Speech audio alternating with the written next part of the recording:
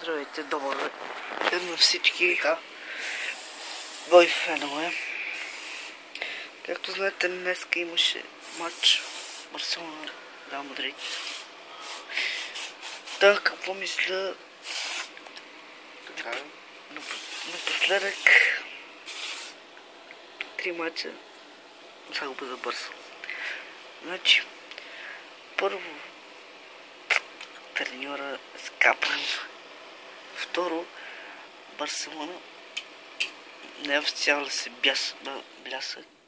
Трето и не на последно място.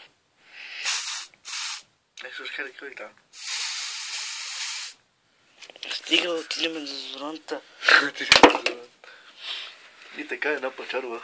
И не на последно място съдиите. Тия пачарви, горе мърши и такива. Знаете ли, вие много добре знаете сигурно, защо днеска Горвиски ден даде доспа за Мадрид, за Барселона, т.е. Както в предишния матч. И както в Камен или не? Както в предишния матч. Камен. Така сега да бъда, да. Както в предишния матч, просто не употребява. вижте го. Просто в предишния матч. И така за Барселона аз ще казвам.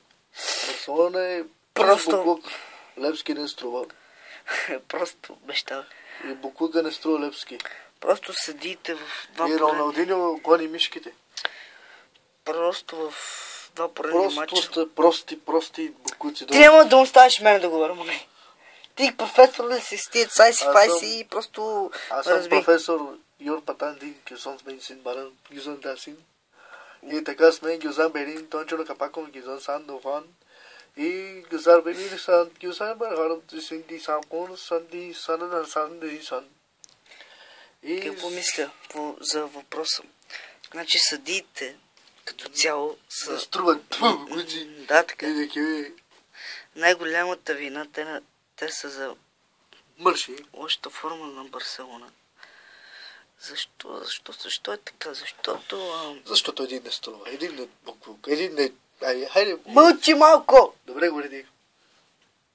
Няма да правим добре, за тебе. Аре, говори. Той не знае нищо за футбола. Ти знаеш, хайде ево тук сега. Тръгна ми да говори. Бегай от мен. Чакай сега, да покажем моята жена, футболиста Роналдиньо. И съдите два мача не дават за... Оня с ръката си пусна гол. Точно така, поне знаеш това. Ева, бе, брат ми. Ей, аз съм съдията, който пусна гола. Чао!